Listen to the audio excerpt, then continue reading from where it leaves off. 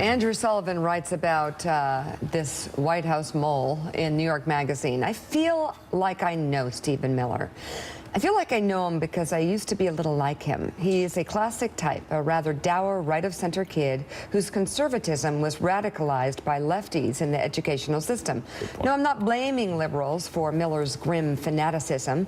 I'm noting merely that right-of-center students are often mocked, isolated, and, help me out here, anathematized on campus. And their response is often, sadly, a doubling down on whatever it is that progressives hate. Before too long, they start adopting bratish and obnoxious positions just to tick off their SJW peers and teachers.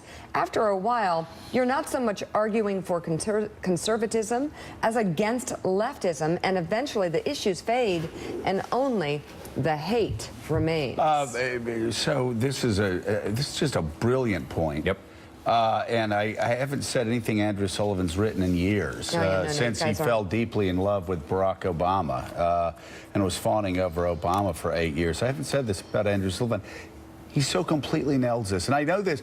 Look at me. I went to 2 Southern state schools. Yep. I can't name a single center or right-of-center professor I had in history, political science, English, you name it. They were all Democrats. They all loathed Reagan. I went off to law school. I said the most basic things at University of Florida School of Law, right? Very conservative area. Right. And if you even dared to go a little right of center, a lot of times you get booed in class.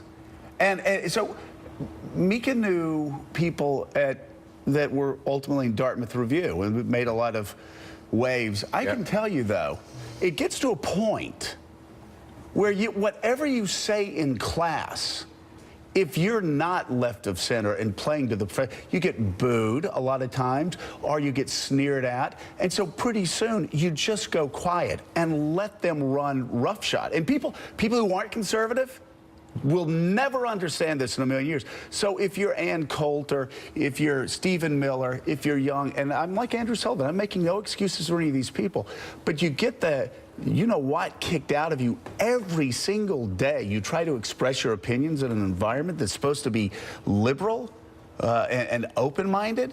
Pretty soon you say, well, listen, if I'm going to Dartmouth and I can't express what 53% of Americans believe in whatever years those were, the late 80s when the Dartmouth Reviews. It was a pretty time. So if I can't even say mainstream conservative thought in my class, I might as well go out on the quad and have an affirmative action bake sale. Right. The hell with them. Okay, because you know what? This is what I found. The reaction's the same. Right. Whether you have a mainstream thought in class that gets killed, or whether you go out and have an affirmative action bake sale, you're going to get killed either way. So put it in their face.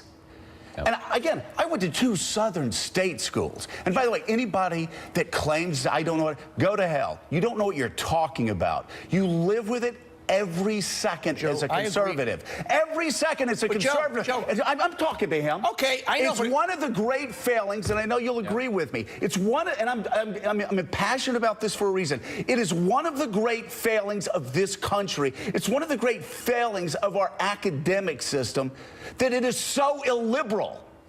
That unless you don't march in lockstep in the best college campuses in this country, you are shunned. So what do you end up doing?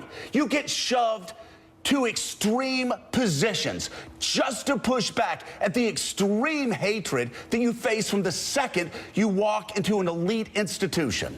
And I'll be quiet now. But nothing makes me angrier as far as liberal hypocrisy than in this area alone. And Andrew Sullivan nailed it. Yep.